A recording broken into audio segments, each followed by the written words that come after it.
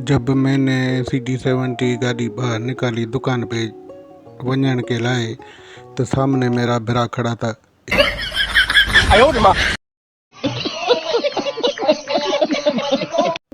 फिर मैंने अपनी गाड़ी को उठने बिना चाबी दे किक मारी और चल पड़ा दुकान की तरफ।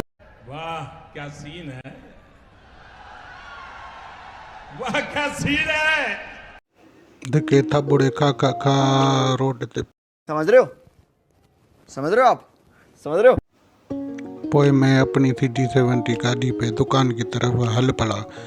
विच चवल ये आ गया, देखो भाई ये बाबा ये शाहजहान मस्जिद ठट्टा है। ये आपने देखो अंदर से कितनी खूबसूरत और VIP नज़ारा देखो तो सही, कितना VIP है अंदर से खूबसूरत हसीन VIP शाहजहान मस्जिद ठट्टा।